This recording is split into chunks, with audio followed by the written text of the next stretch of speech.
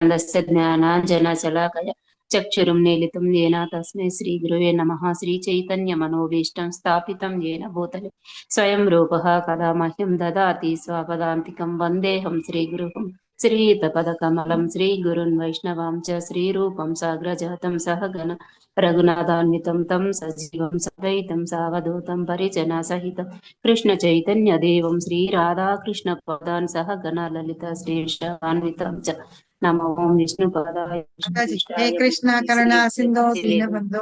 ఇక్కడ చూడండి, ఇక్కడ చూసారు. హే కృష్ణ కరుణా సింధో దీనబంధో జగత్పతే. స్క్రీన్ లో చూడండి. గోపేశ గోపిక రాధా హే కృష్ణ కాంచన కథా సింధు దీన జగత్పతే గోపేశ గోపిక గోపేశ నమోస్తుతే కాంచన తప్త కాంచన గౌరాంగి గౌరాంగి కృష్ణ చదవక కాంచన గౌరాంగి బృందావనేశ్వరి వృషభానుష్ఠే దేవి ప్రణమామి హరి ప్రియే నమో విష్ణుపాదాయ విష్ణుపాదాయ కృష్ణ పృష్ఠాయ భూతలే భక్తి వేదాంత స్వామి ఇతి నమస్తే సారస్వతే దేవి వాణి ప్రచారిణి నిర్విశేష శూన్యవాది పాశ్చాత్య దేశ తారిణే కల్పతరుభ్యశ్చ సింధోభ్య ఏవ చ కల్పతరుభ్యశ్చ కృపా సింధుభ్య ఏవ చ పతితానాం పావనేభ్యో వైష్ణవేభ్యో నమో నమః. నమో శ్రీకృష్ణ చైతన్య ప్రభు నిత్యానంద శ్రీ అద్వైత గదాధర శ్రీవాసాది గౌరవ హరే కృష్ణ కృష్ణ కృష్ణ హరే హరే హరే రామ రామ రామ హరే హరే హరే కృష్ణ కృష్ణ కృష్ణ హరే రామ రామ రామ హరే హరే శ్రీ హరే చైతన్య రామ రామ జయ జయ శ్రీ చైతన్య జయ నిత్యానంద జయ అద్వైత చంద్ర జయ గౌర భక్త వృంద జయ జయ శ్రీ చైతన్య జయ నిత్యానంద జయ అద్వైత చంద్ర జయ గౌర భక్త వృంద జయ జయ శ్రీ శ్రీ చైతన్య చైతన్య జయ నిత్యానంద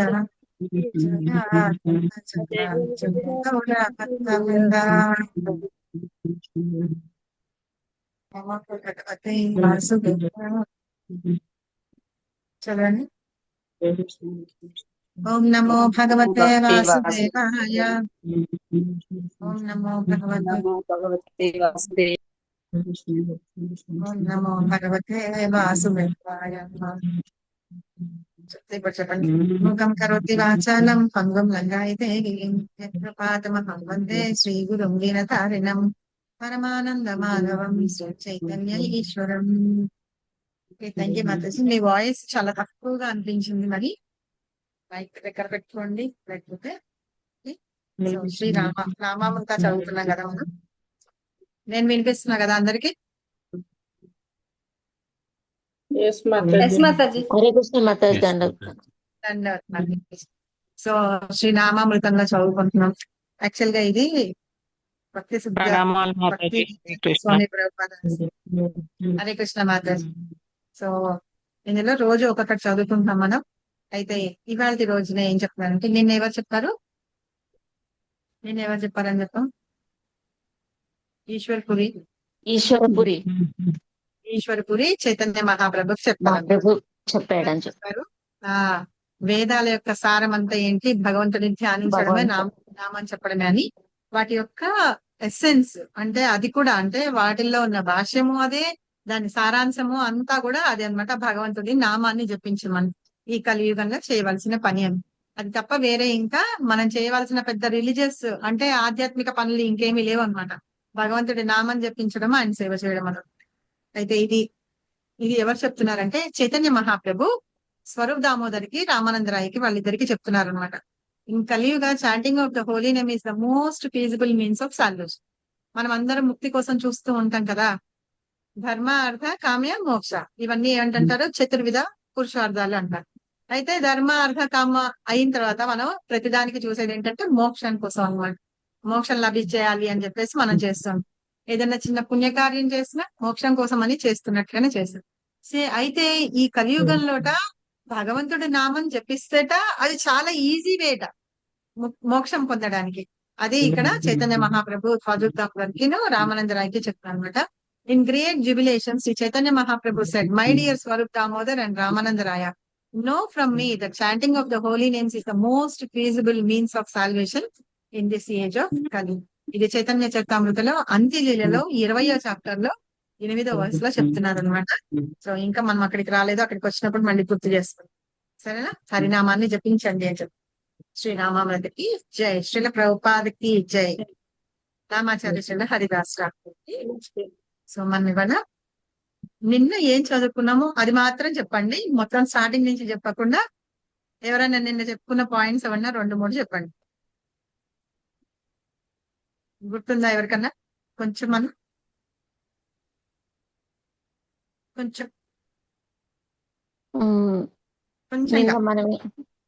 నిన్న మనం ఏం చెప్పుకున్నామంటే మనల్ని ఏం తాగద్దని చెప్తారు, ఆ, మనల్ని ఏం తాగద్దని చెప్తాం. టీ టీ టీ గుర్తుపెట్టుకోండి, వాళ్ళ అక్కడే కదా ఆగాం. ఆయన భార్య టీ తాగడం తాగ- చాలా అలవాటు. తాగడానికి ఆయన భాగవతం భాషణ భాగవతం పేపర్స్ అన్ని రద్దీ వాళ్ళకి భగవద్గీత ఇచ్చేస్తుంది. చర్చ చేస్తుంటే ఆవిడ మాత్రం టెర్రస్ మీద కూర్చుని ఆవిడ టీ తాగుతూ ఉండేవారట. ఆ ఆవిడ ఎందుకు టీ తాగుతారు, నేను కావాలా టీ కావాలంటే నాకు టీనే కావాలని చెప్పేసింది ఆవిడ. తర్వాత అవును, ఆవిడ చెప్పేసింది. టీలో బిస్కెట్ల కోసం ఆయన భగవద్గీతని అమ్మేసింది. దానివల్ల ఆయన విరక్తి చెంది ఆయన వాళ్ళని వదిలేసి అలహాబాద్ వెళ్ళిపోయారు. కలకటాలో ఆయన బిజినెస్ ఝాన్సీకి వెళ్ళారు. ఝాన్సీలో వాళ్ళ ఫ్రెండ్స్ ఉన్నారు కదా, అక్కడి నుంచే కదా ఇప్పుడు కలకట్టాకి వచ్చింది. సో అట్లాగా తర్వాత ఆయన ఫుల్ ఫ్లెడ్జెడ్ గా పత్రిక ప్రారంభించారు, ముద్రణాలయం. ఆయన పైన ఒక రూమ్ లోనే Super. ప్రింటింగ్ ప్రెస్ స్టార్ట్ చేశారు. ఆయన రెండో ప్రపంచ యుద్ధం అంత క్లిష్ట పరిస్థితుల్లో కూడా ఆయన మొట్టమొదటి ఎడిషన్ రిలీజ్ చేశారు. దాని మీద ఆయన ఆయన గురువు గారి పేరు, ఆయన సందేశంతో తను శ్రీల ప్రభుపాదుల వారు అని సందేశము అని టైటిల్ తో రిలీజ్ అయింది ఆ పత్రిక. ఇంకొకటి ఒక సంస్థ స్థాపించారు, అదేంటి గుర్తుందా? Krishna concept back to God, league of devotees అని, లీగ్ భగవత్ భక్త బృందం అని చెప్పేసి ఒక ఇది చేశారు కదా, గుర్తొచ్చిందా? ఇగో లీగ్ ఆఫ్ డివోటీస్, భగవద్ భక్తుల సంఘం అని ఒక సంఘాన్ని స్టార్ట్ చేశారు. అందులో కొంతమందిని తీసుకున్నారు, కొంతమంది వచ్చేవాళ్ళు. సో ఇక్కడ ఏంటంటే ప్రభుపద తను ప్రచారం చేయడానికి మొదలు పెట్టినప్పుడు దేని గురించి చెప్తున్నారు? చైతన్య మహాప్రభు యొక్క టీచింగ్స్ ఎవరైతే భక్తి సిద్ధాంత సరస్వతి ఠాకూర్ చెప్తూ ఉన్నారో అవే అన్నమాట. చెప్తూ అందరినీ మార్చాలన్న ఉద్దేశంతో ఆయన ఏం చేస్తున్నారు, లెటర్స్ కూడా రాసి పంపించారు. ఇంకొకటి కూడా మనం చదువుకున్నాం, గుర్తుందా? ఎవరికి అందరికి రాశారు? అంటే గాంధీ గారికి కూడా లెటర్ రాశారు. ఆయన మాటలు అందరూ వింటారు గనక మీరు భగవద్భక్తిలోకి, రాజకీయాలు వదిలేసి భగవద్భక్తిలోకి ప్రచారంలోకి వస్తే బాగుంటుంది అని హెచ్చరించారు. కానీ లేటర్ గాంధీజీ వరకు చేరుకునే వరకే గాంధీజీ మృత్యు అయింది. కానీ దీంతో అంటే శిల ప్రభుపాద చెప్పిన అనుకున్న మాట కరెక్ట్ అయిందని అనుకుంటాం. అదంతా పెద్ద భవిష్యవాణి లాగా అనేసి అనుకుంటారు. సో తర్వాత ఏం చేశారు? ఓకేనా? సో ఇట్లాగా పాయింట్స్ చెప్పండి. మొత్తం ఇది అయిపోయిన తర్వాత అయితే నాకు ఇవాళ పొద్దున ఒక చిన్న ఐడియా వచ్చింది. నాకు ఎవరన్నా హెల్ప్ చేయండి ఒకళ్ళు. ఇందులోంచి కొన్ని క్వశ్చన్స్ అడుగుదాము, అవి గుర్తుంటాయి కదా, ఇంపార్టెంట్ గా కొన్ని క్వశ్చన్స్, ఒక 5-6 క్వశ్చన్స్ ఇవాళ చదువుకున్న దానిలో ఒక 5-6 క్వశ్చన్స్ అట్లా పెట్టండి గ్రూప్ లో. ఎవరన్నా చేయగలుగుతారా ఆ సర్వీస్? అంటే మామూలుగా టైప్ చేశారు. అయినా హిందీ అయినా ఇంగ్లీష్, మరాఠీ, తమిళ్. హిందీ అంటే చేయగలుగుతాను మాతాజీ, తెలుగు అంటే రాదు. తెలుగులో క్వశ్చన్స్ రాసి టైప్ చేసి పెట్టమంటారా? ఆన్సర్స్ క్వశ్చన్స్ రాసి పెట్టండి. అంటే పోల్ పెట్టేవాళ్ళం కదా అప్పుడు మనం భగవద్గీతలో క్వశ్చన్స్ పెట్టి నేను అట్లా పెట్టేవాళ్ళం కదా. అది ఎవరైనా చేయదలుచుకుంటారో వాళ్ళు నాకు కాంటాక్ట్ అవ్వండి, నేను చెప్తాను ఎట్లా చేయాలని. అది ఏ లాంగ్వేజ్ అయినా పర్వాలేదు, ఎలాగ చేయాలని నేను హెల్ప్ చెప్తాను వాళ్ళకి. ఓకే, ఎవరైనా సరే మంచి క్వశ్చన్స్ ఫ్రేమ్ చేయండి. మీకు ఒకవేళ హిందీలో చెప్పినా, ఇంగ్లీష్ లో చెప్పినా, ఎందులో అయినా పర్వాలేదు, దాన్ని మనం ట్రాన్స్లేట్ చేసి తెలుగులో పెడదాం. అదే పెట్టి కొంచెం ఇంట్రెస్టింగ్ ఉంటుంది కదా. సరేనా? తయారు వాళ్ళు ఎవరు చేసి మీ స్టార్ట్ దగ్గరికి చేస్తారు? పంపిస్తాము మాతాజీ. ఆ? తయారు చేసి వాట్సాప్ లో మీకు పంపిస్తాము. మీరు అది ఆ. కరెక్ట్ మళ్ళీ మళ్ళీ నాకే మళ్ళీ మీకు పెడుతున్నారు. అంటే మీకు ఎలా ఫస్ట్ మీరు అంటే ఒకసారి పెట్టే వరకు మీరు ఓకే చెప్తే తర్వాత ఆ, అలాగా ప్రొసీడ్ అవ్వచ్చు. అలాగే అంటే మళ్ళీ అలాగే హిందీలో పెట్టినవి ట్రాన్స్లేట్ చేయాలంటే మళ్ళీ మీరే ఉండాలి కదా. నేను చెప్తా. అందుకనే సవితా మాతాజీకి నేను చెప్తానని చెప్పా కదా. మీరు నోట్స్ రాస్తున్నారు కదా, మీరు రాయండి. అది ఇంకొకళ్ళు తీసుకుంటారు. దాని మూలంగా వాళ్ళకు కూడా కాస్త ఏంటంటే అవును ప్రభుపాద ఏం చెప్తున్నారో అది వాళ్ళకు కూడా ఇది ఉంటుంది కదా. మీరు రాస్తున్నారు కాబట్టి మీరు అది ఉండండి. సవితా మాతాజీ కానీ పంప మాతాజీ కానీ.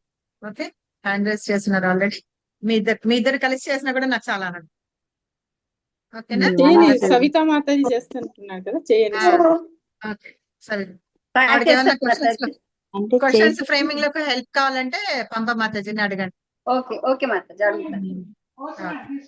సో ఇవాళ స్టార్టింగ్ ఎవరు చదువుతారు? దేవిశ్రీ మాతాజీ చేశారు హ్యాండ్ రైస్. చదువుతారా? అవును మాతాజీ. ఇప్పటి వరకు ఎవరు స్టార్ట్ చేయలేదు చెప్పండి చదవడం. నేను మాతాజీ. హరే కృష్ణ. నేనండి. నేను మాతాజీ. శ్రీలక్ష్మి మాతాజీ. శ్రీలక్ష్మి మాతాజీ. ఓకే, శ్రీలక్ష్మి మాతాజీ స్టార్ట్ చేయండి. ప్రభుపాద ప్రణామ మంత్ర చెప్పి స్టార్ట్ చేయండి. నమో విష్ణు పాదాయ కృష్ణ ప్రేష్టాయ భూతలే శ్రీమతి అన్నారా మాతాజీ? మన అన్నారా? ఏమన్నా ఎవరో మాట్లాడుతున్నారు చూస్తున్నా. ఎవరా? నేను మ్యూట్ చేశాను మాతాజీ. ఓకే. నమో విష్ణు పద్మజ మాతాజీ లేదు కదా. సరే, పాదాయ నేను భూతలే ఇప్పుడు సవితా మాతాజీని కూడా చేస్తున్నాను. సవితా మాతాజీ ఇంకెవరన్నా కొంచెం మీరు హెల్ప్ చేయండి. ఎవరన్నా విష్ణు పాదాయ కృష్ణ ప్రేష్టాయ భూతలే శ్రీమతి భక్తి వేదాంత స్వామిని నామిని నమస్తే సారస్వతీ దేవి గౌరవాణి ప్రచారిణి నిర్విశేష శూన్యవాది పాశ్చాత్య దేశకారిణి. ఇక్కడ నుంచి అతను ఇంటికి వచ్చే దగ్గర నుంచా? అభయ్ 1950 దశకం. అభయ్కు 1950 దశకం చాలా గడ్డు కాలంగా మారింది. దానితో వారు ఝాన్సీకి తిరిగి వచ్చారు. కానీ అద్దెకు తీసుకున్న భవనాన్ని వారు కోల్పోవలసి వచ్చింది. గవర్నర్ సతీమణి దానిని భగవద్భక్తుల సంఘానికి బదులుగా స్త్రీల క్లబ్ కోసం ఉపయోగించాలని నిర్ణయించింది. నివసించేందుకు వసతి సౌకర్యం లేక సరిగా తోడ్పడేవారు లేక అభయ్ ఝాన్సీని విడిచిపెట్టారు. అయినను వారు విశ్వవ్యాప్తంగా భగవద్భక్తుల సంఘాన్ని స్థాపించాలనే తపనను మాత్రం విడవలేదు. వారు ఢిల్లీలోని ఒక ఆశ్రమంలో చేరి అక్కడి వారితో కొంతకాలం కలిసి నివసించారు. తర్వాత తిరిగి మరలా ఒంటరయ్యారు. కొన్ని వారాలు మందిరాలలోను, కొన్ని వారాలు తనను ఆదరించే సంపన్నుల గృహాలలోనూ నివసించేవారు. ఆహారం, దుస్తులు, నివసించటకు ఆశ్రయం వంటి వారి కొరకు అప్పట్లో పడిన అటువంటి కష్టాన్ని వారు జీవితంలో ఎన్నడూ ఎరుగరు. బాల్యం నుండి మంచి భోజనం, చక్కని దుస్తులతో పాటు నివసించేందుకు ఎటువంటి ఇబ్బందిని ఎదుర్కొనలేదు. తండ్రికి ముద్దుల పుత్రుడిగా ఉండడమే కాకుండా వారు గురువు గారైన శీల భక్తి సిద్ధాంత సరస్వతి వారి ఆత్మీయతను ప్రత్యేక మార్గనిర్దేశాలను పొందినట్టు వారు. కానీ 1950 దశకంలో అభయ్ ఒంటరయ్యాడు. వారు తమ సమయాన్ని రచనలను చేయుటకు మరియు తాను భగవద్గీతను బోధించగా వినే దాతలైన వారిని కలుసుకొనుటలో గడిపేవారు. వారి జీవిత లక్ష్యం శాశ్వత నివాసాన్ని వెతుకుట కాదు, ఎక్కడైనా కృష్ణ చైతన్యాన్ని ప్రచారం చేయుటకు ఒక శక్తివంతమైన ఉద్యమాన్ని నెలకొల్పుట, ఆధ్యాత్మిక సాహిత్యాన్ని ముద్రించడం వంటివే వారి జీవిత లక్ష్యాలు. కానీ వాటి కొరకే వారికి ధనం కావాలి. అందుకు వారు సంపన్నుల కార్యాలయాలకు, గృహాలకు వెళ్లి తన లక్ష్యాన్ని వారికి వివరించి తమ వ్రాతప్రతులను చూపించి తమ లక్ష్యాలను వివరించేవారు. అయినను చాలా మంది ఆసక్తిని చూపేవారు కాదు. అలా ఆసక్తి కనపరిచే వారి నుండి సాధారణంగా 5 లేదా 10 రూపాయల విరాళం మాత్రమే లభించేది. చివరికి ఏ విధంగా బ్లాక్ టు గాడ్ హెడ్ పత్రికను తిరిగి ప్రకటించుటకు కావలసిన మాతాజీ ఉండండి మాతాజీ. నెక్స్ట్ ఇంకెవరైనా చెప్తారు. అయితే ఇక్కడ శ్రీల ప్రభుపాద అక్కడ వదిలిపెట్టేసి వచ్చిన తర్వాత మళ్ళీ ఝాన్సీ వెళ్ళారు. ఝాన్సీ వెళ్ళిన తర్వాత అక్కడ ఒక గృహ ఉంచుకొని ఉన్నారు కదా అక్కడ. అయితే అది కూడా తీసి వదిలిపెట్టేయాల్సి వచ్చింది. తర్వాత అలా ఒంటరిగా అయిపోయారు. అక్కడి నుంచి వదిలిపెట్టి మళ్ళీ ఢిల్లీ వచ్చారు. ఢిల్లీ వచ్చిన తర్వాత అక్కడ కొంతమంది ఇళ్లలో ఉంటూ ఉన్నారు. శ్రీల ప్రభుపాద ముఖ్య ఉద్దేశం ఏంటి? ఆయన ఒక వసతి కల్పించుకొని ఒక గృహాన్ని ఏర్పరచుకొని ఉండడం కాదు, భక్తిని ప్రచారం చేయడం అన్నమాట ఆయన ఇది. అందుకని ఏంటి వ్రాత ప్రతులు అంటే ఏంటంటే పాంప్లెట్స్ అంటాం చూసారా మనము, వాటిని వ్రాత ప్రతులు అంటారు అనమాట. అవన్నీ కూడా అలాగా ప్రింట్ చేయించి అలాగా డిస్ట్రిబ్యూట్ చేస్తూ ఉండేవాళ్ళు. కనిపించిన వాళ్ళకి అలాగా చెప్తూ ఉండేవాళ్ళు. ఆయన అంతకు ముందు కూడా లెటర్స్ రాసి పంపించేవాళ్ళు కదా. సో అట్లా ఏం చేసేవాళ్ళ, అంటే కొంచెం డబ్బున్న వాళ్ళది, ధనవంతుల వాళ్ళ దగ్గర వాళ్ళు ఒక రోజు అట్లాగా ఉంటూ అలా గడిచిపోయేట. కానీ అప్పుడు అనుభవించింది ఎట్లా ఉందంటే తన బాల్యంలో కూడా అలా అనుభవించలేదన్నమాట. చక్కగా అన్నం, భోజనం, అన్ని రకాల భోజనాలు, మంచి మంచి బట్టలు అన్ని ఉండేవాడు అనమాట. తండ్రికి ఒక మంచి బుద్ధుల కొడుకుగా ఉంటూ ఆయన అట్లా ఉండేవాళ్ళు. తర్వాత ఇప్పుడు 1950కి వచ్చేటప్పటికి ఆయన ఒంటరివాడు అయిపోయినాడు అనమాట. సో ప్రభుపాద యొక్క ముఖ్య ఉద్దేశం ఆయన తన కోసమని ఒక ఇల్లు, స్థావరం నిలిపించుకోవడం కాదు, ఆయన భక్తి గురించి, అంటే భక్తి సిద్ధాంత సరస్వతి ఠాకూర్ ఏమేం చెప్పారో ఆ మార్గాలను పట్టుకొని ఆయన చెప్పినట్టుగా చేయడం అన్నమాట ఆయన యొక్క ముఖ్య ఉద్దేశం. సో దేవశ్రీ మాతాజీ చదవండి. హరే కృష్ణ మాతాజీ, ప్రణామాలు. Very వారు nice.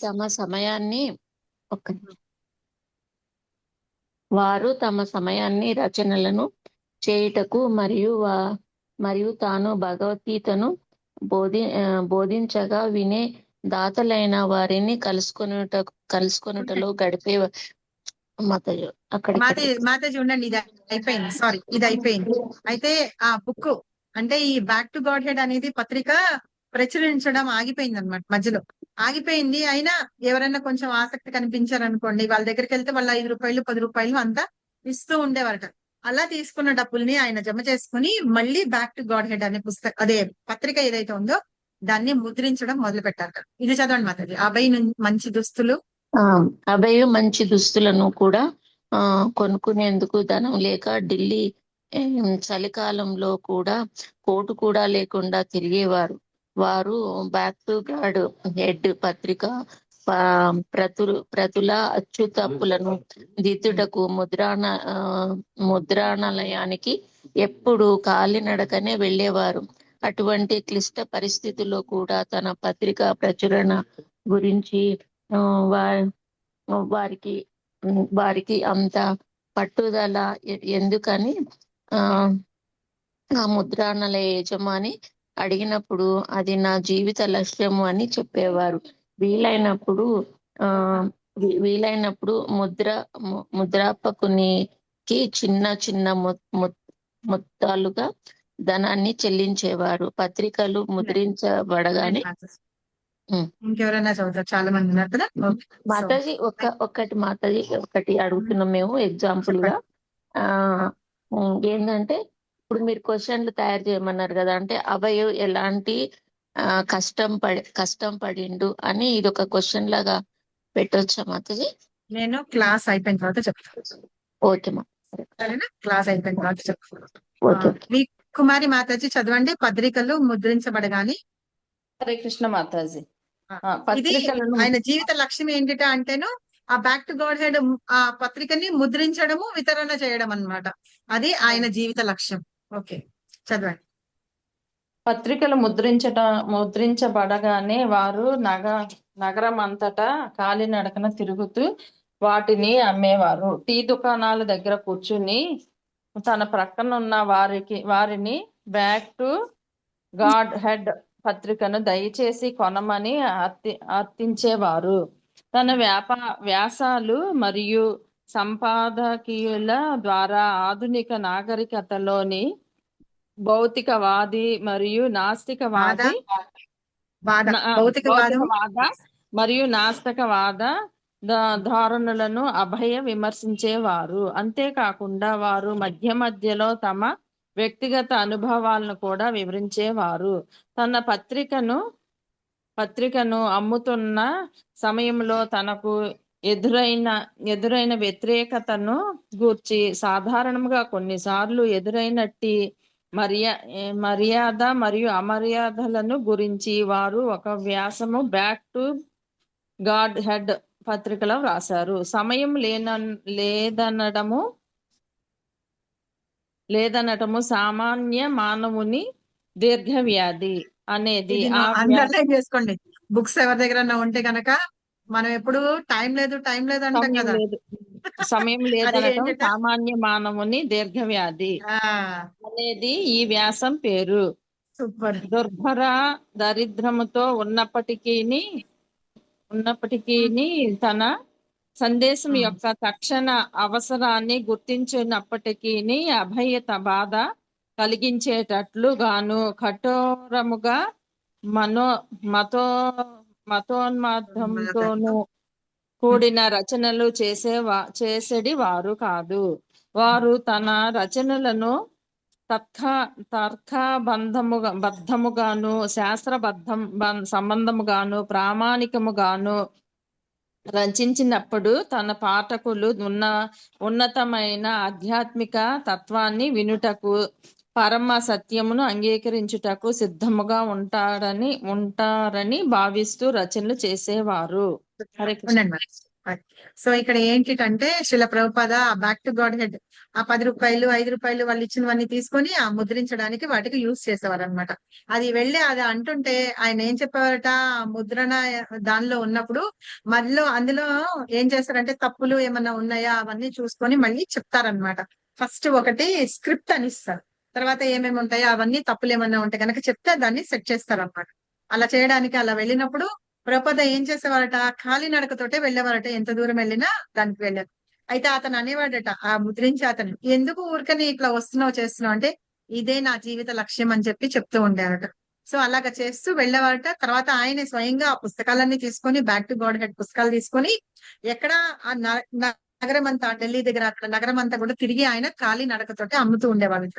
అలా అమ్ముతున్నప్పుడు ఆ టీ దుకాణాలు ఉంటాయి కదా బయట, ఆ టీ దుకాణాల దగ్గర కూర్చొని వాళ్ళని అడుగుతూ ఉండేవాళ్ళట, మీరు బుక్ కొనుక్కోండి అని.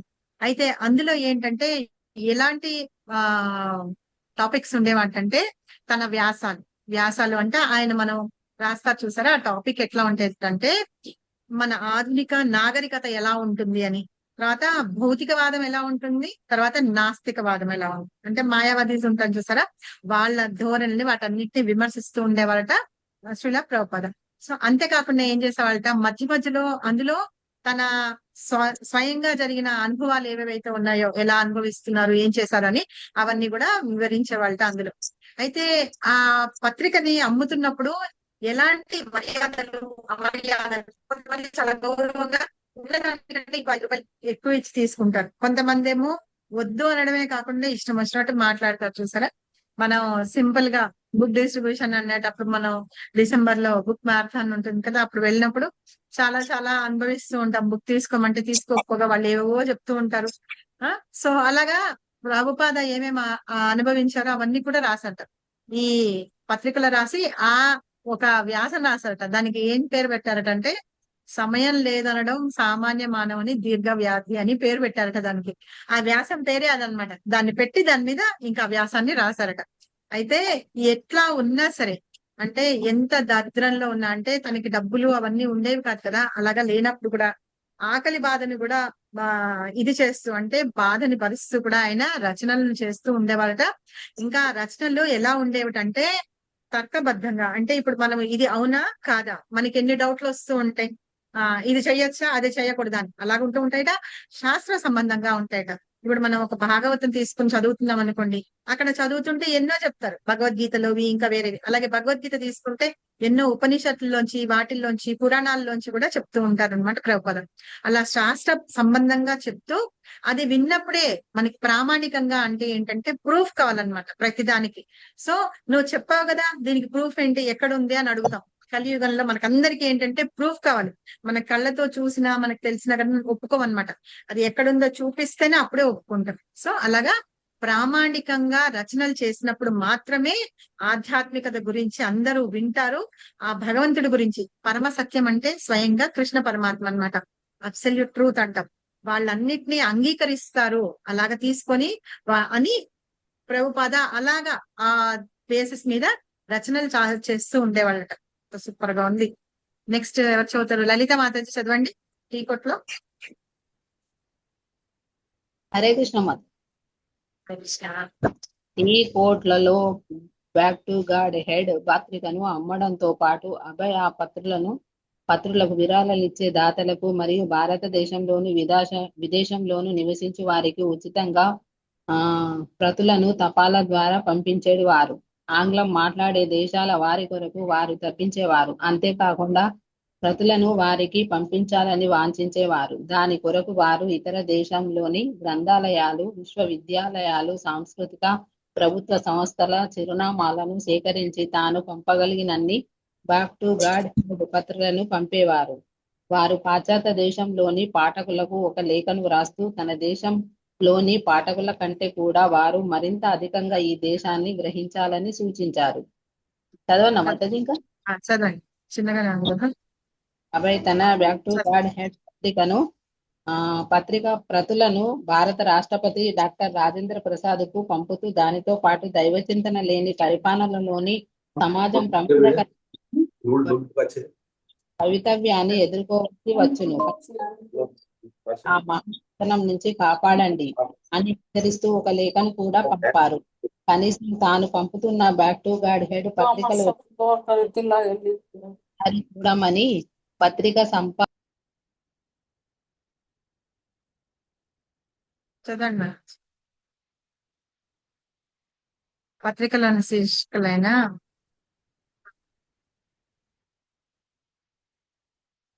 మాతాజీ చదవండి. చదువుతున్నా మాతాజీ, నేను మ్యూట్ లో వినిపించట్లా అది మ్యూట్ లో ఉండే. ఇప్పుడు చదవండి. తనకు వారితో సంభాషించేందుకు ఒక అవకాశాన్ని ఇచ్చేందుకు ఆలోచించమని అర్థించారు. ఇప్పుడు నేను ఒంటరిగా అరణ్యంలో విలపిస్తున్నాను అని వ్రాశారు. అయినను వారి నుండి వారికి ఎట్టి జవాబు లభించలేదు. నిజంగా అసలు ఇంత కష్టపడి ఉన్నారు కదా, చదువుతుంటేనే తెలుస్తుంది. అబ్బాయి ఏం చేసేవాళ్ళంటే ఈ పుస్తకాలని ప్రింట్ చేసినవన్నిటిని టీ కొట్టి దగ్గర అమ్మడమే కాకుండా, అంటే వాళ్ళకి ఇవ్వడమే కాకుండా, ఎవరైతే డొనేషన్లు ఇచ్చారో వాళ్ళ అడ్రస్లు తీసుకొని వాళ్ళకి పంపించేవాళ్ళట. అలాగే విదేశాల్లో ఉన్న వాళ్ళకి పంపించేవాళ్ళట. అక్కడ ఉన్న ఏంటంటే సాంస్కృతిక ప్రభుత్వ అంటే విశ్వవిద్యాలయాలు అంటే యూనివర్సిటీస్ కానీ, లైబ్రరీస్ కానీ, ఇంకా కొన్ని ఇవి ఉంటాయి కదా, అసోసియేషన్స్ ఉంటాయి వాటికి, అలాగే ప్రభుత్వ సంస్థలు ఉంటాయి చూసారా, అంటే గవర్నమెంట్ ఇవి ఉంటాయి కదా, వాళ్ళందరివి అడ్రస్లు తీసుకొని వాళ్ళకి పంపించేవాళ్ళు. ఈ బ్యాక్ టు గాడ్ హెడ్ ప్రతులు అంటే ప్రింటింగ్ చేసిన కాపీస్ అంటారు చూసారా, అవి పంపించేవాళ్ళు. పంపిస్తూ వాళ్ళకి లెటర్ కూడా రాస్తూ ఉండేవాళ్ళట. అలాగా లెటర్ రాస్తూ ఆ దేశంలో వాళ్ళు అది చదవాలి, చెయ్యాలి అని, ఇంకా వాళ్ళు చదవండి, చేయండి అని సూచించేవారట. ఆ సందేశం ఏదైతే ఉందో బ్యాక్ టు గాడ్ హెడ్ లో రాసి పెట్టిన సందేశం ఏదైతే ఉందో అది చదవండి అని చెప్పేవాళ్ళట.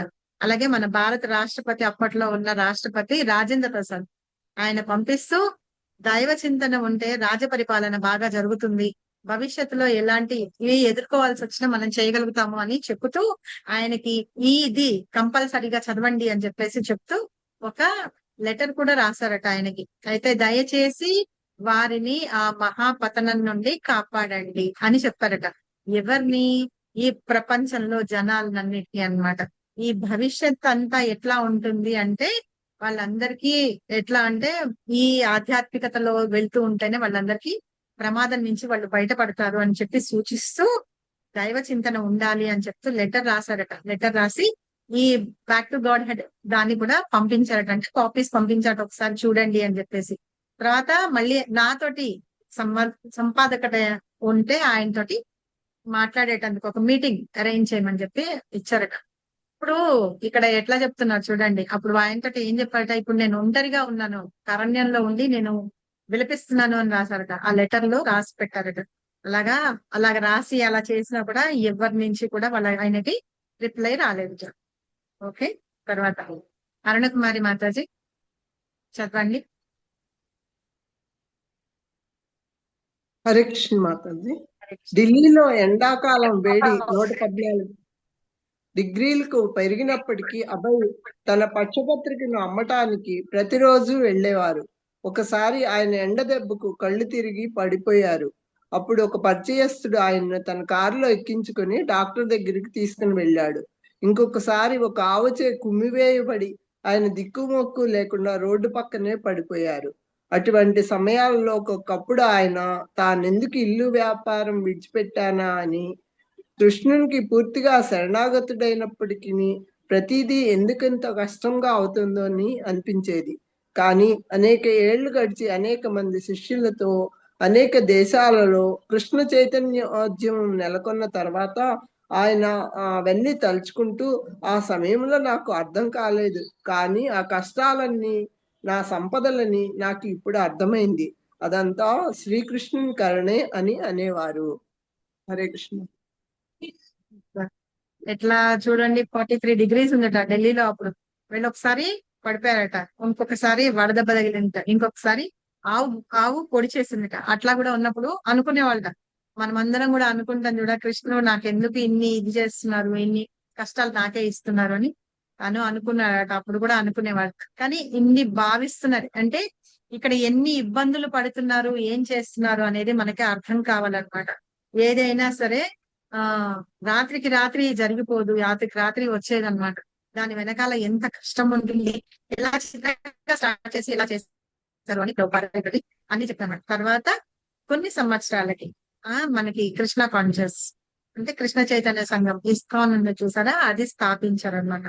అప్పట్లో అది చేసిన తర్వాత అప్పుడు అనుకున్నారట, నేను అప్పట్లో అర్థం చేసుకోలేకపోయాను, ఈ కష్టాలన్నీ ఏవేవైతే ఉన్నాయో అవే నా సంపద, ఇప్పుడు నేను పెట్టిన ఇస్కాన్ అనేది నా సంపద, ఇదే కదా కృష్ణుని యొక్క అనుగ్రహం, ఇది పొందడానికే నేను అప్పుడు అన్ని కష్టాలు పడ్డాను అని చెప్పేసి ఆయన అర్థం చేసుకున్నాను. నెక్స్ట్ పేజ్ చూస్తాను. ఇక్కడ వరకు ఎవరికైనా ఏమైనా డౌట్స్ ఉన్నాయా, అర్థం కాలేదా? చాలా సింపుల్ గానే ఉంది అర్థం చదువుతుంటే. ఏమన్నా అర్థం కాకపోతే చెప్పండి, ఓకేనా? ఓకే మాతాజీ. కానీ అంటే ఇంత కష్టం అనిపిస్తే నిజంగా కూడా మనకు చాలా బాధ ఇస్తుంది మాతాజీ. నిజంగా ప్రభుపాద ఎంత కష్టపడిండు అని చెప్పేసి. ఇంకొకటి ఆయన కండ్లు తిరిగి పడిపోయినప్పుడు అది తీసుకెళ్ళిన ఆయన పరిచయం అయిన అన్నాడు కదా, అది మనకు దాంట్లో రాయలేదు కదా. ఇంకొకటి అదే పరిచయమైన స్నేహితుడు తెలిసిన వాళ్ళు ఎవరు తీసుకెళ్లారట. అదే ఇంకొకసారి ఆవు పొడి చేస్తే అక్కడ పడి ఉన్నారట, ఎవరు పట్టించుకొని కూడా పట్టించుకోలేదు, చాలాసేపటికి ఎవరో తీసుకెళ్లి ఎవరో చేశారనమాట. సో అలాగా ఇది కొన్ని అంటే ఇందులో ప్రభుపాద బుక్ లో ఏంటంటే, ప్రభుపాద లీలామృతం అయితే అది 4 వాల్యూమ్స్ ఉంటుంది కాబట్టి ప్రతిదీ చాలా డీటెయిల్డ్ గా రాస్తారనమాట. ఇది ప్రభుపాద బుక్, ఆ 4 కలిపి ఒక్కటే చిన్నగా కండెన్స్డ్ ఫామ్ రాస్తారు కాబట్టి అందులో అంతా ఉండదన్నమాట. కొంచెంగానే ఏదో టచ్ చేసి చెప్తూ ఉంటారు. కృష్ణకుమారి మాతాజీ చదవండి. హరే కృష్ణ మాతాజీ. హరే కృష్ణ మాతాజీ. ఢిల్లీలో బ్యాక్ టు గాడ్ హెడ్ పత్రిక ముద్రణ అమ్మకాలను కొనసాగిస్తూనే న్యూఢిల్లీకి దక్షిణ 80 మైళ్ళ దూరంలో ఉన్నట్టి బృందావనంలో నివసించేందుకు నివాసాన్ని ఏర్పరచుకోవాలని అభయ్ నిర్ణయించుకున్నాడు. 5000 సంవత్సరాల క్రితం శ్రీకృష్ణుడు బృందావనంలో అవతరించిన తన బాల్యలీలను ప్రదర్శించినందున గౌడీయ వైష్ణవులు దానిని ప్రపంచమంతటిలోకి అత్యంత పవిత్రమైన ప్రదేశంగా పరిగణిస్తారు. శ్రీ చైతన్య మహాప్రభువు ప్రధాన శిష్యులందరూ 500 సంవత్సరాలకు పూర్వం బృందావనానికి వెళ్లి గ్రంథాలను రచించి మందిరాలను స్థాపించారు. అక్కడి అరణ్యాలలో, మైదానాలలో, నదీ తీరాలలో శ్రీకృష్ణుడు జరిపిన లీలా ప్రదేశాలను కనుగొన్నారు.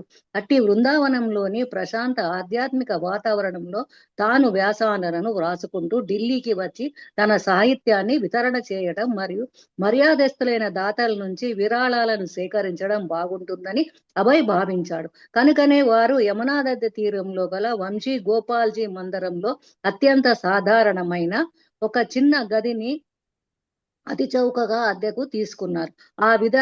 ఆ విధంగా బృందావనంలోని వారు ఒక అత్యుత్తమ జీవితంలోకి అడుగు పెట్టారు. హరే కృష్ణ మాతాజీ. ప్రభుపాద ఏం చేశారట, బృందావనానికి వెళ్ళారు. బృందావనం ఏంటి, అలాగా ఏంటంటే ఢిల్లీలో ఉంటూ ఆ బ్యాక్ టు గాడ్ హెడ్ పత్రిక ఏదైతే ఉందో అక్కడ మధ్యలో వదిలిపెట్టేశారు కదా, ఆ మధ్యలో వదిలిపెట్టేసిన తర్వాత కొంచెం కొంచెం డబ్బులు సేకరించుకొని దాన్ని స్టార్ట్ చేసి ఢిల్లీకి వచ్చి అది అలాగే కంటిన్యూ అవుతూనే ఉంది. అయితే ఢిల్లీ నుంచి 80 మైళ్ళ దూరంలో ఉందన్నమాట బృందావనం. అప్పుడు అనుకున్నారనమాట, ఆ బృందావనంలో నేను ఉండాలి అని చెప్పేసి నిర్ణయించుకొని అప్పుడు ఏమనుకున్నారట, 5000 సంవత్సరాల క్రితం కృష్ణుడు ఆ బృందావనంలో ఆడుకున్నారు, బాల్యలీలన్నీ ప్రదర్శించారు. తర్వాత ఏమో చైతన్య మహాప్రభు ఆయన శిష్యులందరూ కూడా అక్కడ ఉన్నారు. తర్వాత అక్కడ ఏం చేశారు, చైతన్య మహాప్రభు కొన్ని ఇన్స్ట్రక్షన్స్ ఇచ్చారు రూప గోస్వామికి, సనాతన గోస్వామికి. తెలుసా ఎవరికన్నా, గుర్తున్నదా? అవును మాతాజీ. గుర్తుంది మాతాజీ. చెప్పండి. వాళ్ళు అక్కడికి ఏంటి శ్యామకుండ రాధాకుండ అవన్నీ చేయడానికి ఇవన్నీ వాళ్ళే చేశారనమాట.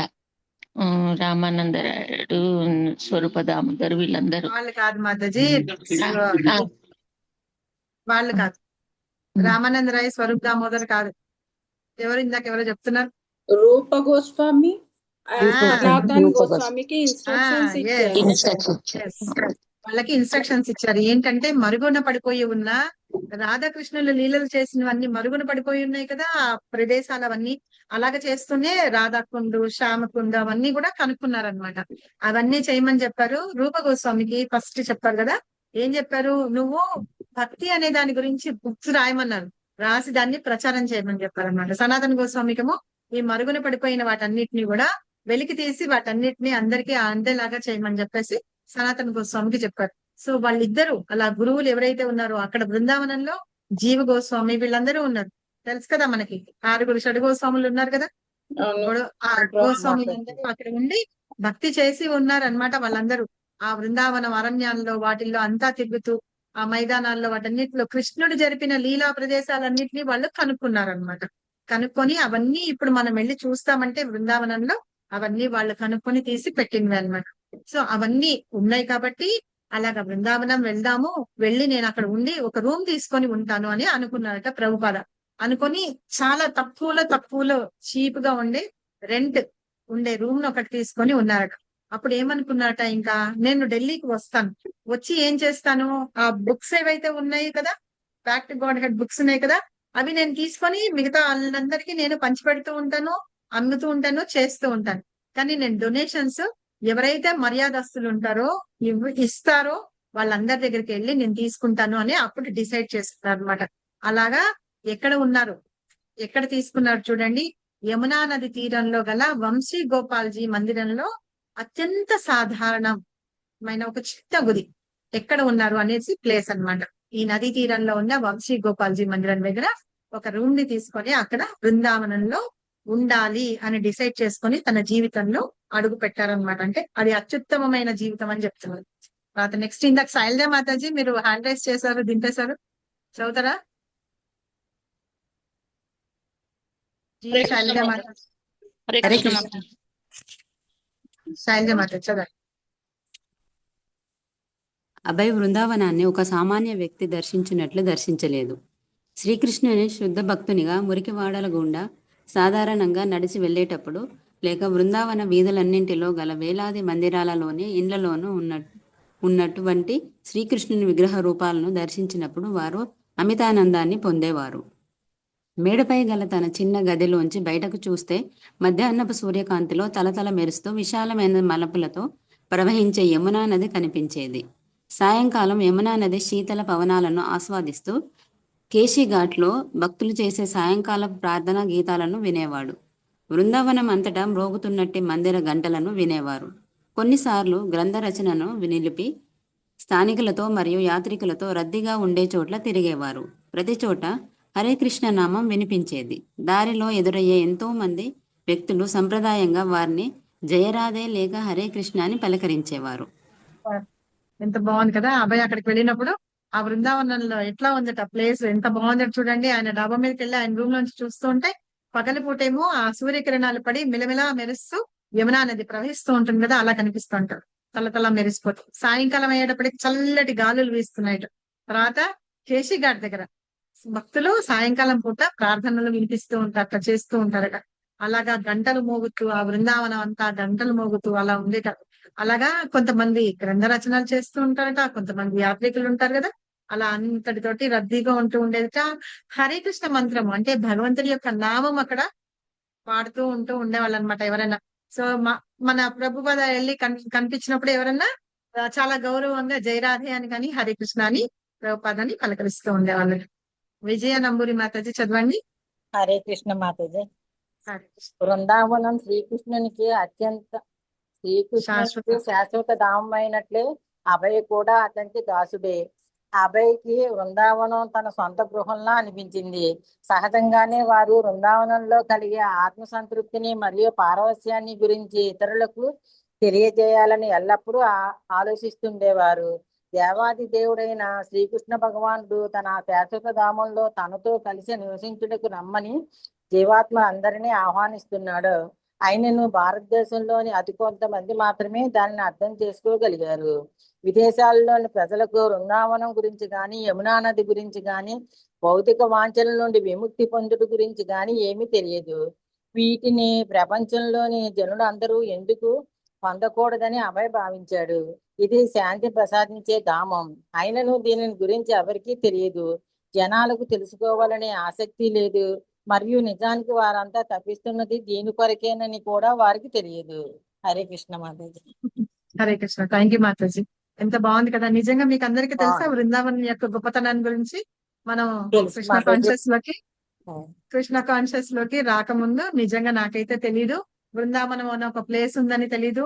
యమునా నదికి అంత ప్రాశస్త్యం ఉందని చెప్పి నాకు అసలు తెలియనే తెలియదు. ఇప్పుడు వచ్చిన తర్వాత కృష్ణ కాన్షియస్ లోకి వచ్చిన తర్వాత తెలిసిందనమాట.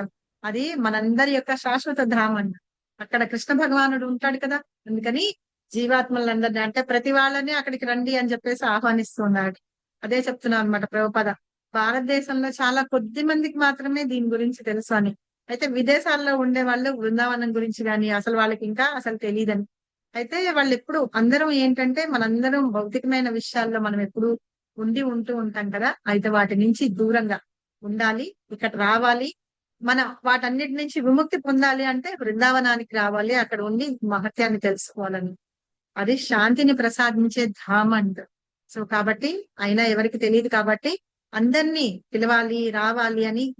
ఈ ఏంటంటే అడ్వాంటేజ్ ఎందుకు తీసుకోకూడదు మిగతా జనాలందరూ అని మా ప్రపంచంలో జనులందరికీ ఈయన ఎవరు మనకు ప్రభుపాద చెప్తూ ఉండారట.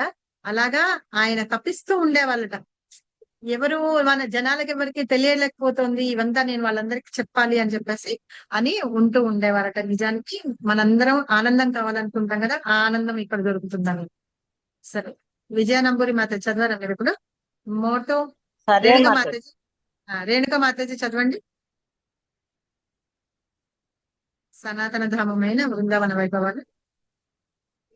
రేణుక మాతాజీ చదువుతాం. ఒక నిమిషం. ఎక్కడి నుంచి మాతాజీ? సనాతన ధామమైన బృందావన వైభవాలను గురించి విస్తృతంగా ప్రచారం చేయాలనే దృఢ సంకల్పంతో వారు తన బాక్ టు గాడ్ హెడ్ ప్రతి సంచిక ప్రచురణ కొరకు నిరంతరం కృషి చేసేవాడు. కానీ పత్రికా సంబంధమైన పని కోసం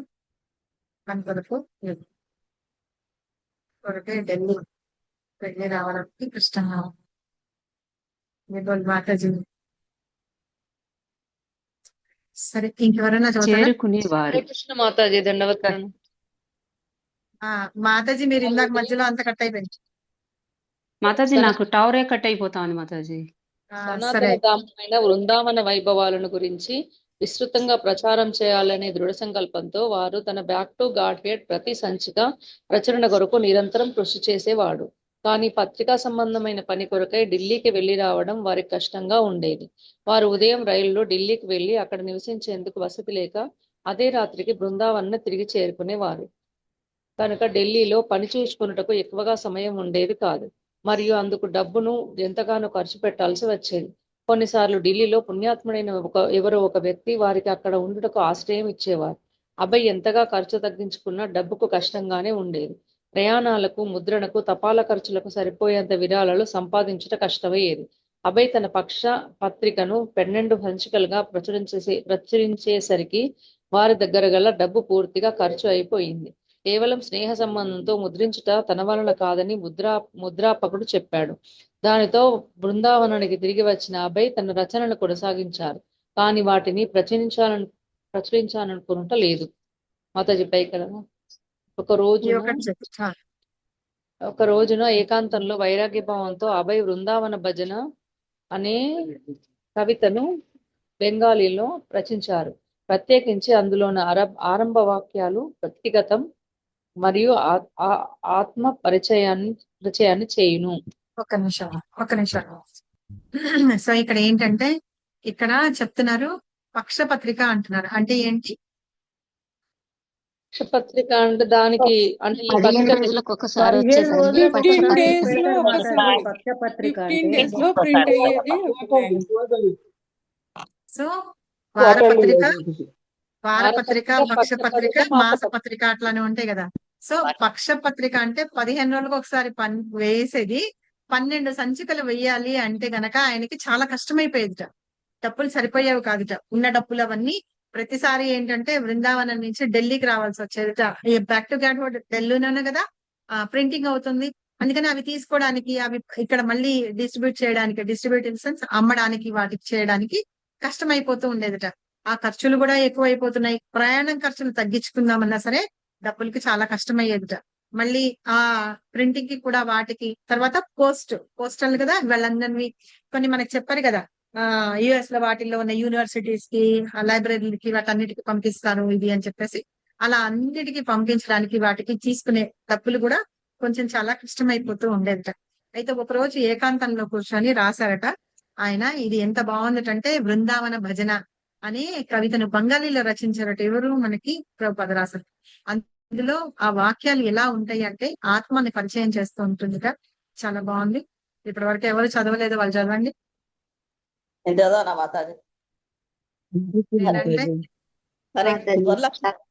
వరలక్ష్మి మాత చదవండి. హరే కృష్ణ మాతాజీ. నేను ఏకాంతంగా బృందావన ధామంలో కూర్చొని ఉన్నాను. ఈ భావనతో నేను ఎన్నో అనుభూతులు పొందుతున్నాను. నాకు భార్య, కుమారులు, కుమార్తెలు, మనమలు అందరూ ఉన్నారు. కానీ డబ్బులు లేనందున ఈ వైభవం అంతా నిష్ఫలమే అయ్యింది. భౌతిక ప్రకృతి నగ్న స్వరూపాన్ని శ్రీకృష్ణుడు నాకు చూపించాడు. దాంతో శ్రీకృష్ణుని శక్తి చేత నేడు అవన్నీ నాకు రుచి లేనివయ్యాయి. కొంచెం పెద్దగా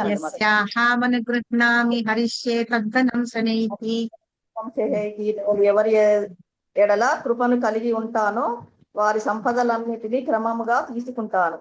ఆ దయా సముద్రుని ఈ అనుగ్రహాన్ని నేను అలా అర్థం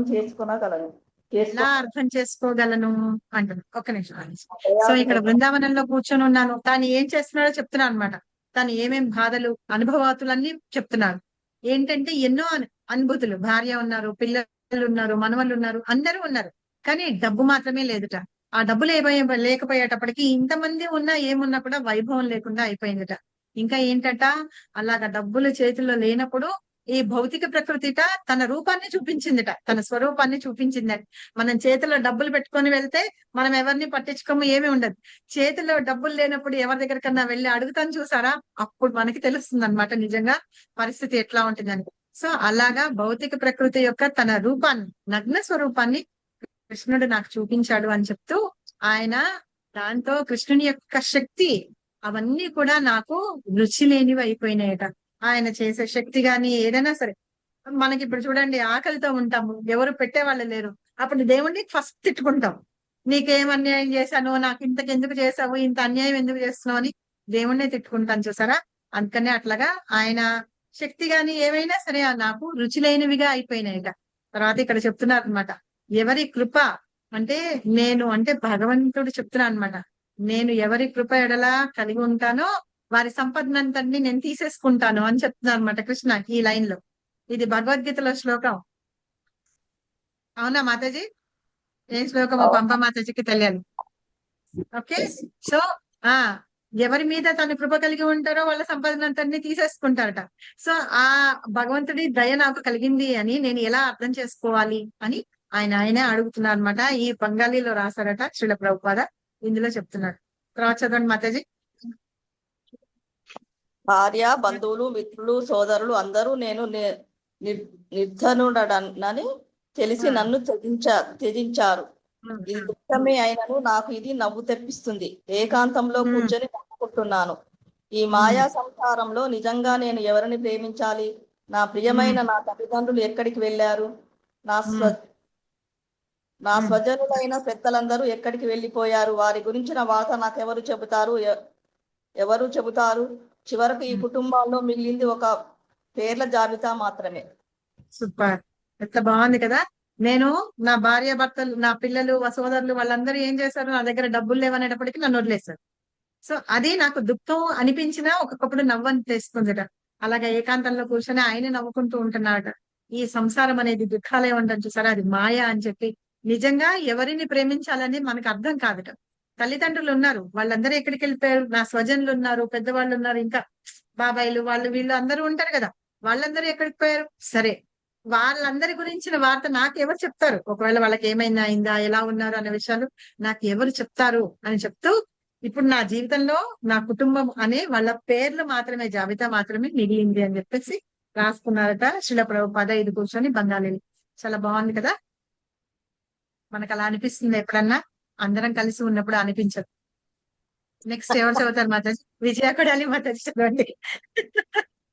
అందరితోటి కలిసి ఉన్నాం కదా, ఇప్పుడు అనిపించదు. కానీ ఇందాక ప్రభుపాద చెప్పారు చూసారా, నేను నిర్ధనుడిని అని అంటే నా దగ్గర ఏమి లేవనుకోండి, అలాగే మనకి కాళ్ళు చేతులు పని చేయట్లేదు, మనం ఎవరికి చేయలేకపోయినాం అనుకోండి, అప్పుడు మన పరిస్థితి ఏంటి మనకి తెలుస్తుంది అన్నమాట. విజయ మాతాజీ చదవండి. హరే కృష్ణ మాతాజీ. ఒక రోజు రాత్రి అభయ్కి ఒక విలక్షణమైన స్వప్నం వచ్చింది. తాను గృహస్థుడిగా ఉన్నప్పుడు చాలాసార్లు చూచిన స్వప్నమే అది. ఆ స్వప్నంలో అభయ్ ఎరిగినట్లుగాని శ్రీల భక్తి సిద్ధాంత సరస్వతి నిలువెత్తు శరీరంతో పాండిత్యం మూర్తిభవించిన సన్యాసిగా ఆధ్యాత్మిక జగత్తులోని శ్రీకృష్ణుని అంతరంగిక పార్షదుల నుండి నేరుగా తన దగ్గరకు వచ్చినట్లుగా కనిపించారు. అభయ్ను పిలిచి తనను అనుసరించమన్నట్లుగా సూచించారు. మరలా పిలిచి సైగ చేశారు. అభయ్ని సన్యాసం స్వీకరించమని అడుగుతున్నారు. వచ్చి సన్యాసం స్వీకరించుము అంటూ కోరారు. అభయ్ ఆశ్చర్యంతో నిద్ర నుండి మేల్కొన్నారు. ఇది శ్రీల భక్తి సిద్ధాంత సరస్వతి గారు తనకిచ్చిన తొలి ఆదేశానికి మరొక రూపమేనని వారు భావించారు. కలకత్తాలో వారి ఇరువురి మధ్య జరిగిన మొదటి సమావేశపు ఆదేశం మరియు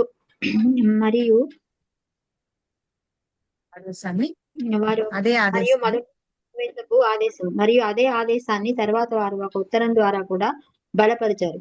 ఆంగ్ల ప్రచారకుడు కమ్ము మరియు పశ్చిమ జగత్తు అంతటా కృష్ణ చైతన్యాన్ని వ్యాపింపచేయుము. దాని కొరకే తానిప్పుడు సన్యాసం తీసుకోవాలి. లేనిచో తన ఆధ్యాత్మికాచార్యుడు తనను సన్యాసం తీసుకోమని ఎందుకంటారు? ఆదర్శవంతమైనట్టి వైదిక సాంఘిక వ్యవస్థలో 50 సంవత్సరాలు నిండిన వ్యక్తి సంసారాన్ని త్యజించి విరాగి అయిన సన్యాసిగా మారి తన శేష జీవితాన్ని భగవన్నామ కీర్తనకు, శ్రవణానికి, భగవంతుని మహిమలను ప్రచారం చేయడానికి అంకితం చేయాలి. అభయ్ తన గురువు ఈ విధంగా సూచిస్తున్నట్లుగా భావించారు. ఇప్పుడు నీవు సన్యాసం స్వీకరించుము మరియు నీవు నీ లక్ష్యాన్ని నిశ్చయంగా సాధించగలుగుదువు. ఇంతవరకు కాలం అంతగా అనుకూలంగా లేదు. అభయ్ జాగ్రత్తగా పెద్దగానే ఉన్నారు. ఇక్కడ అర్థమైందా మీకు? అయితే మనకి చైతన్య మహాప్రభు కూడా అంతే కదా, ఎవరన్నా చెప్తూ ఉంటే, ఏమన్నా చేస్తూ ఉంటే ఏంటో చెప్తున్నాడు పిచ్చోడు అన్నట్టుగా అనుకున్నారు. అయితే అప్పుడు చైతన్య మహాప్రభు అనుకుంటారనమాట, ఇప్పుడు వీళ్ళందరూ నేను చెప్పింది వినాలి, నమ్మాలి అంటే నేను ఏం చేయాలి? నాకు ఒక ఇది కావాలి. ఎవరైనా సరే ఇప్పుడు క్లాస్ టీచర్ చెప్పింది అనుకోండి, తప్పకుండా వింటారు. అదే ప్రిన్సిపల్ వచ్చి చెప్పింది అనుకోండి, ఇలా చెయ్యండి అని వింటారు. అదే బెల్ కొట్టే వాళ్ళు ఉంటారు చూసారా, ఆయమ్మలు వచ్చి మీరు అలా చేయకండి అంటే వాళ్ళని ఎక్కిరిస్తాం. పిల్లలు మనందరం కూడా స్కూల్లో చదువుకున్నాం కదా, ఎక్కిరిస్తాం. అదే ప్రిన్సిపల్ వచ్చింది అనుకోండి, వచ్చి అంత చెత్త అంతా అలా పడేస్తున్నారంటే తీసుకెళ్లి డస్ట్బిన్ లో వేయండి అంటే చచ్చినట్టు తీసివేస్తాం. అదే ఆయమ్మ వచ్చి చెప్తే మళ్ళీ ఇంకొంచెం ఎక్కువ వస్తాం మనం. సో అట్లాగా చైతన్య మహాప్రభు కూడా ఒక పొజిషన్ ఉండాలన్నమాట. నేను ఒక పొజిషన్ అంటూ ఉంటే గనక వీళ్ళందరూ నా మాట వింటారు అని వెళ్ళి సన్యాసం చేసి. అలాగే ఇక్కడ మా శ్రీల ప్రభుపాద పడుకొని ఉంటేట ఆయనకి కల వచ్చిందిట. ఒక రోజు కల వచ్చినప్పుడు భక్తి సిద్ధాంత సరస్వతి స్వామి ఠాకూర్ ఎట్లా కనిపించారో అని చెప్తున్నారు చూడండి. ఆయన మూర్తి భవించిన సన్యాసిట, శ్రీకృష్ణుని యొక్క అంతరంగిక పారదర్శనం దించి డైరెక్ట్ గా వచ్చినట్లుగా కనిపించారట. అంత పెద్దగా నిలువెత్తుగా కనిపించారట. కనిపించి నేను చెప్పినట్లుగా చెయ్యి అని చెప్పి సన్యాసం తీసుకో అని చెప్పాడు. అప్పుడు అభయ్కి అంటే శ్రీల ప్రభుపాదకి అనిపించిందట, ఇక్కడ చెప్తున్నారంటే ఫస్ట్ టైం ఆయన వెళ్ళి కనిపించినప్పుడు ఏం చెప్పారు? మీరు ఇంగ్లీష్ వచ్చి కదా, మీరు ప్రచారం చేయండి అని చెప్పారు. తర్వాత మళ్ళీ చనిపోయే ముందు ఒకసారి లెటర్ రాస్తే ఆ లెటర్ కి రిప్లై ఇచ్చారు కదా, అది అనుకున్నాడు అనమాట. నేను ఇప్పుడు మహాప్రభు యొక్క ఏవైతే ఉన్నాయో అవి నేను ప్రచారం చేయమంటున్నాను. బంగాలీ, హిందీ తెలిసిన వాళ్ళు ఉన్నారు, ఇంగ్లీష్ లో నువ్వు ప్రచారం చెయ్యి అన్నారు కదా, అది అర్థమైందనమాట. ఓకే, ఇప్పుడు నన్ను అది చెయ్యాలి అంటే ఏంటి? ఈ సంసారాన్ని వీటన్నిటిని త్యజించేసి ఒక సన్యాసిగా అయ్యి నా శేష జీవితాన్ని గడుపుతూ భగవంతుని నామకీర్తనలు చేస్తూ శ్రవణం చేస్తూ భగవంతుని యొక్క మహిమలని ప్రచారం చెయ్యాలి అని చెప్పేసి ఆయన గురువుగా చెప్తున్నారు. అందుకనే కళ్ళలోకి వచ్చి చెప్తారు అని చెప్పి ఆయనకి అర్థమైందనమాట. సో ఈ రకంగా సన్యాసం స్వీకరిస్తే నువ్వు ఈజీగా నీ లక్ష్యం దాన్ని సాధించగలుగుతావు అని చెప్పేసి ఆయనకు అప్పుడు అర్థమైంది. నెక్స్ట్ ఇంకా ఇప్పటి వరకు చదవని వాళ్ళు ఎవరున్నారు? సవిత మాతాజీ బుక్ ఉందా? లేదు మాతాజీ, నెక్స్ట్ టైం పోయినప్పుడు తెచ్చుకుంటా గుడికి. ఓకే, సుగుణ మాతాజీ చదువుతారా? ఎవరు? నేనంటే సుగుణ మాతాజీ, నాగచంద్రిక మాతాజీ, ఇంకెవరు చదవలేదు? భిక్షపతి ప్రభు చదువుతారా? లక్ష్మీ మాతాజీ, పాశం లక్ష్మీ మాతాజీ. నేను చదువుతానండి. మీరు ముగ్గురు చదవండి. ఇప్పుడు ఎవరు చదువుతున్నారు? సుగుణ మాతాజీ చెప్పారు. సుగుణ మాతాజీ చదవండి. అభయ్ జాగ్రత్తగా ఆలోచించాడు. సన్యాసం స్వీకరించడం ద్వారా వైష్ణవులు మనస, వాక్కు, శరీరంతో తన జీవితాన్ని దేవాది దేవునికి పూర్తిగా అంకితం చేసుకొని ఇతర కార్యాలన్నింటినీ త్యజిస్తాడు. అభయ్ అప్పటికే అలా వాటినన్నింటినీ చేస్తున్నాడు. అయితే సన్యాస ఆశ్రమాన్ని స్వీకరించడం ద్వారా తన ఆధ్యాత్మిక స్థితి మరింత పటిష్టమై తన ముందున్న మహత్తర కార్యానికి మరింత ప్రేరణ లభిస్తుందని భావించారు. వైదిక నియమాల ప్రకారము పూర్వాచార్యులు ఆచరించి ఉదాహరించిన విధానాల ప్రకారము ఒక ఆధ్యాత్మిక ప్రచారోద్యమాన్ని నడిపించుటకు సన్యాశ్రమ స్వీకారం ఎంతో అవసరం. మొదట అభయ్ దాని గురించి ఆలోచించకపోయినను వారిప్పుడు దాని గురించి ఆలోచించసాగారు. అప్పుడు మధురలో తన గురుభాయి అయినప్పటి నుండి కేశవ మహారాజును ఆశ్రయించారు. వారు వెంటనే అభయ్ను సన్యాసం స్వీకరించాలని గట్టిగా చెప్పారు. అర్థమైంది కదా? అభయ్ తన ఎలాగ తీసుకోవాలి అంటే, మనం సన్యాసం స్వీకరించడం అంటే మనస, వాచ, కర్మణ అన్నమాట. మన మనసులోనూ భగవంతుడి దాన్నే ఉండాలి, వాచ మనం మాట్లాడే దానిలోనూ ఉండాలి, కర్మణ మనం చేసే పనులు కూడా భగవంతుడికి సంబంధించిన పనులతోటే ఉంటూ అలాగ దేవదేవుడికి పూర్తిగా అంకితం అవ్వాలన్నమాట. అలాంటి కార్యక్రమాల్లోనే మనం ఉండాలి. సో కాబట్టి ఏంటంటే అభయ్ వాటన్నిటిని ఎలాగో చేస్తూనే ఉన్నారు కాబట్టి సన్యాసం తీసుకోవాలి కదా. అందుకని ఏం చేశారట, మధురలో కేశవ మహారాజ్ అని ఒక ఆయన ఉన్నారట. ఆయన దగ్గరికి వెళ్తే ఆయన చెప్పారట, నువ్వు సన్యాసం తీసుకో అని చెప్పారట. నెక్స్ట్ చదవండి మాతాజీ. తరువాతి కాలంలో ప్రభుపాదుల వారు ఈ సంఘటనను ఇలా గుర్తు చేసుకునేవారు. నేను బృందావనంలో ఏకాంతంగా కూర్చొని రచనలను కొనసాగిస్తున్నాను. నా గురుభాయి భక్తి వేదాంత ప్రభు, మీరు తప్పక సన్యాసం స్వీకరించాలి. సన్యాశ్రమానికి స్వీకరించకుండా ఎవరు ప్రచారకులు కాలేరు. కనుక నీవు తప్పనిసరిగా సన్యాసం స్వీకరించాలి అంటూ గట్టిగా చెప్పాడు. ఆ గురుభాయి ద్వారా నా ఆధ్యాత్మిక ఆచార్యుడే నన్ను బలవంతం చేసేనా, కనుక నాకు ఇష్టం లేకపోయినాను నేను అందుకు అంగీకరించాను. Thank you Mataji. సో ఇట్లాగా ఆయన బృందావనంలో ఉన్నప్పుడు ఈయన ఇందాక కూడా అక్కడ కూర్చొని కొన్ని కవితలు రాశారు కదా, బెంగాలీలో కవితలు రాశారు ఏంటి అని చెప్పేసి. అలాగే బృందావనంలో కూర్చొని ఉన్నప్పుడు కూడా ఆయన ఏకాంతంలో ఉన్నప్పుడు కొన్ని రచనలు రాసేవారు. ఆ రచనల్లో రాసినప్పుడు ఆయన గురుభాయి ఇందాక చెప్పారు కదా, మధురలో ఉన్న ఆయన చెప్పారు కదా కేశవ మహారాజ్ అని, ఆయన సన్యాసం స్వీకరించమని. అలా ఏం చెప్పారు అనే విషయాన్ని ఇక్కడ చెప్తున్నారు అన్నమాట, ఆయన మాటల్లో చెప్తున్నారు ఇక్కడ. నెక్స్ట్ ఇందాక ఎవరు చెప్పాను? నాగచంద్రిక మాతాజీ చదవండి. హరే కృష్ణ చదువుతాను. తరువాతి కాలంలో ప్రభుపాదుల వారు ఈ సంఘటనను ఇలా గుర్తు చేసుకునేవారు. నేను బృందావనంలో ఏకాంతంగా అయిపోయింది మాతాజీ, అది కింద బృందావనంలో సాంప్రదాయబద్ధంగా జరిగిన సన్యాస స్వీకార కార్యక్రమంలో అభయ్ నామం అభయ్ చరణారవింద భక్తి వేదాంత స్వామిగా మార్చబడింది. కానీ వారి దైనందిన సమస్యలు అలాగే మిగిలి ఉన్నాయి. వారు కృష్ణ చైతన్యాన్ని ప్రచారం చేయాలనుకున్నను వినేవారు మాత్రం చాలా తక్కువగా ఉన్నారు. తాను సన్యాసం స్వీకరించినా ఆ విషయాల్లో ఎట్టి మార్పు రాలేదు. అయితే ఒకే ఒక మార్పు మాత్రం జరిగింది. భక్తి వేదాంత స్వామి గ్రంథ రచనలు చేయాలని నిర్ణయించుకున్నారు. ఒక గ్రంథాలయోద్యోగి వారిని గ్రంథాలను రచించమని సలహా ఇచ్చాడు. వార్తాపత్రిక అయితే ఒకసారి చదివి పారవేస్తారు, గ్రంథం అయితే ఎప్పటికీ ఉంటుంది. అతని ద్వారా తన ఆధ్యాత్మిక ఆచార్యుడే ఆదేశిస్తున్నట్లుగా భావించి అందుకు భక్తి వేదాంత స్వామి అంగీకరించారు. బ్యాక్ టు గాడ్ హెడ్ పత్రికను ప్రశంసించిన ఒక భారతీయ సైనికాధికారి కూడా అట్లే అన్నాడు. వీరిరువురి ద్వారా తన ఆధ్యాత్మిక ఆచార్యుడు తన సందేశాన్ని పంపినట్లుగా వారికి విశ్వాసం ఏర్పడింది. ఎంత బాగుంది చూసారా.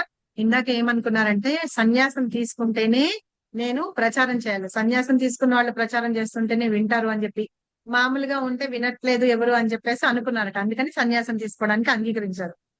కనుక నాకు ఇష్టం లేకపోయినా అందుకు అంగీకరించాను అని చెప్తున్నారు. ఆ గురుబాయి ద్వారా నా ఆధ్యాత్మిక ఆచార్యుడే నన్ను బలవంతంగా సన్యాసం తీసుకోమంటున్నారని, కాబట్టి నాకు ఇష్టం లేకపోయినా అందుకు అంగీకరించాను. సో అక్కడ బృందావనంలో ఉన్నప్పుడు ఏం చేశారట, సన్యాసం తీసుకున్నాను అన్నమాట. ఆ సన్యాసం తీసుకున్నప్పుడు ప్రభుపాద పేరు ఏమైపోయింది, అభయ చరణార వింద భక్తి వేదాంత స్వామి అని మార్చారు అనమాట. సో అట్లాగా ఆయన మార్చిన, సన్యాసం తీసుకున్న, రోజు జరిసే పనులు అలాగే ఉన్నాయన్నమాట. కానీ ఒకటి ఇక్కడ అర్థం చేసుకోవాల్సిన విషయం అయితే, గ్రంథాలను రాయాలి అని నిర్ణయించుకున్నప్పుడు ఒక గ్రంథాలయ ఉద్యోగి అంటే లైబ్రేరియన్ అంటాం కదా మనం ఇంగ్లీష్ లో, ఆయన ఏం చెప్పాడట, గ్రంథాలను రచించమని చెప్పాడట. ఇప్పుడు మామూలుగా వీక్లీ వస్తూ ఉంటే మనం ఏం చేస్తాం, వీక్లీ గాని ఫోర్ట్ నైట్లీ అంటాం కదా, మా పక్ష పత్రిక గాని మాస పత్రిక గాని చదువుతాము, పక్కన పడేస్తాం, తర్వాత అన్ని బుక్ ఇంత అయిపోయిన తర్వాత తీసి అమ్మి పడేస్తాం పేపర్లు పడి. కానీ ఒక గ్రంథం అంటూ రాస్తేట ఆ గ్రంథం ఎప్పటికీ అదొక్కటే బుక్ కాబట్టి అలాగే ఉంటుంది. ఇప్పుడు నామామృతం మనం చదువుతున్నాం చూసారా, ఈ బుక్ ఇది చదివేసిన తర్వాత ఇది అట్లాగే ఉంటుంది, ఎందుకంటే మనకి అవసరం కాబట్టి మనం అలాగే ఉంచుకుంటాం. కానీ వారపత్రికలో అవన్నీ అయితే గనక చదివేస్తాము, అవతల పడేస్తూ ఉంటాం అన్నమాట. ఆ ఆలోచన ఈయన చెప్పారట, నువ్వు గ్రంథం రచించు అని. అలాగే ఒక సైనాధికారి ఆయన ఏం చెప్పాడట, బ్యాక్ టు గాడ్ హెడ్ పత్రికని చదివినప్పుడు ఆయన ప్రశంసిస్తూ ప్రభుపాదకి చెప్పారట. అలా చెప్తే ప్రభుపాద ఏమనుకున్నారట, తన గురువు ఎవరైతే ఉన్నారో భక్తి సిద్ధాంత సరస్వతి ఠాకూర్, ఆయనే వీళ్ళ ద్వారా ఈ ఆదేశాన్ని ఇప్పించారు అని చెప్పి తీసుకొని అలాగా చెయ్యాలి అని నిర్ణయించుకున్నారట. అప్పుడు ఇందాక ఇంకెవరన్నా చదువుతామన్నారు, ఎవరన్నా ఇంకా ఎవరు ఉన్నారు కదా, ఇందాక ఎవరు చదువుతారంటే పేరు చెప్పాను.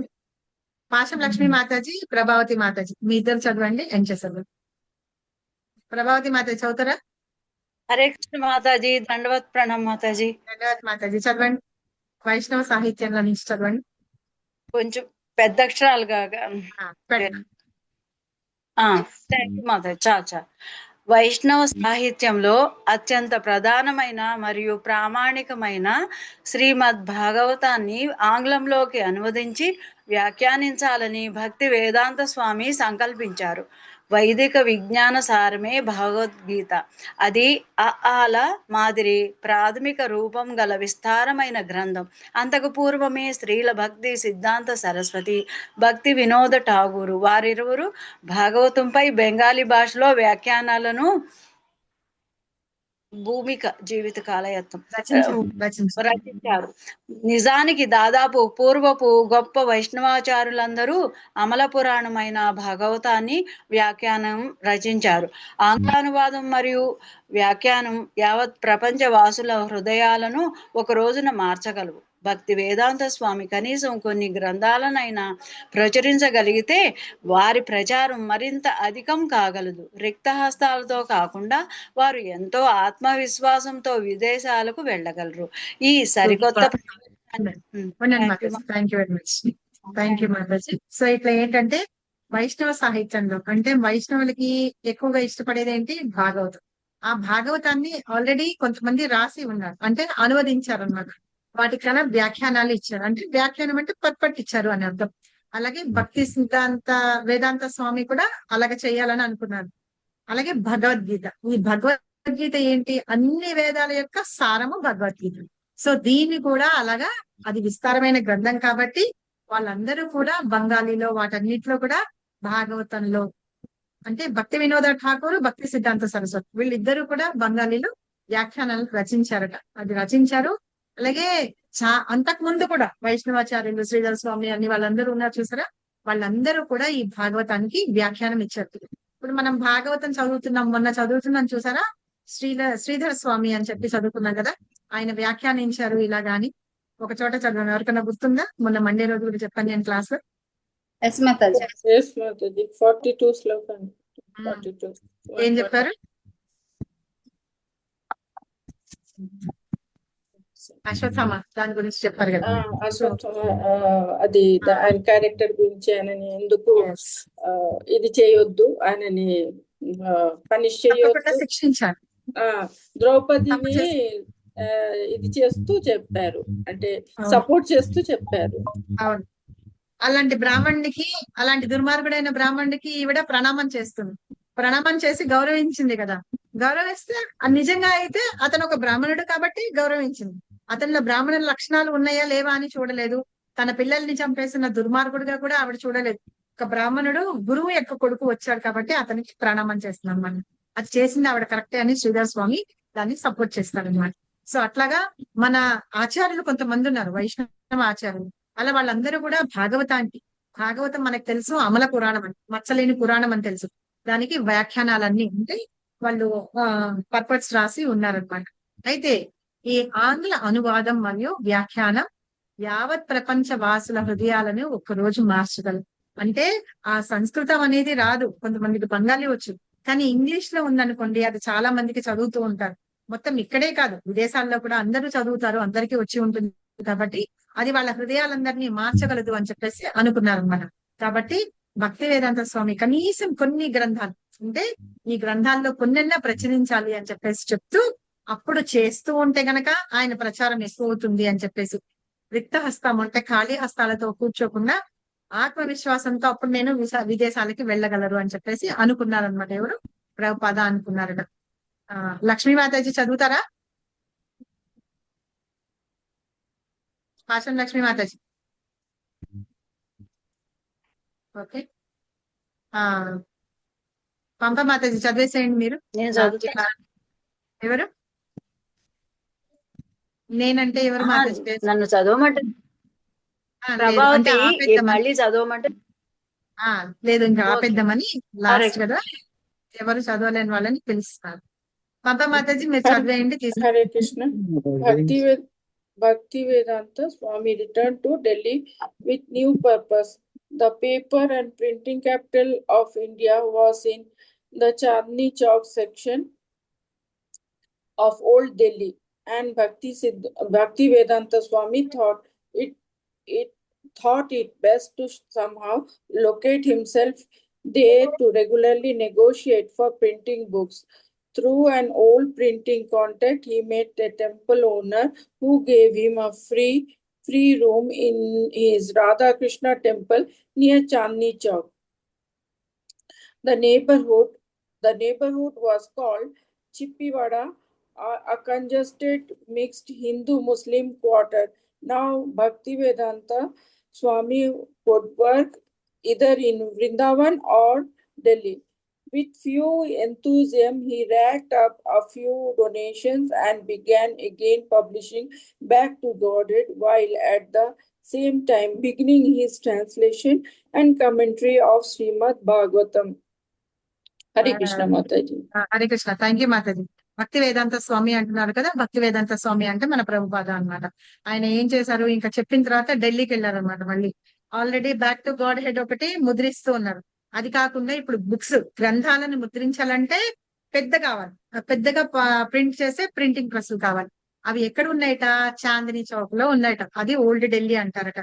ఇప్పుడు మనకి ఢిల్లీ ఎలా ఉంది, ఎంత ఉంది అని కూడా మనకు తెలుస్తుంది చూడండి. సో ఆయన అలాగా వెళ్ళి అక్కడ ఢిల్లీలోనే ఆ ప్లేస్ లోనే ఒక నివాసం తను ఉండడానికి ఏర్పాటు చేసుకుంటూ అక్కడ ఉన్నప్పుడు మిగతా ఎవరెవరైతే ప్రచురణ చేస్తారో, ప్రింటింగ్ చేస్తారో వాళ్ళందరినీ కలుసుకోవచ్చు, పెద్ద పెద్ద వాళ్ళని అని అనుకున్నారు అనమాట.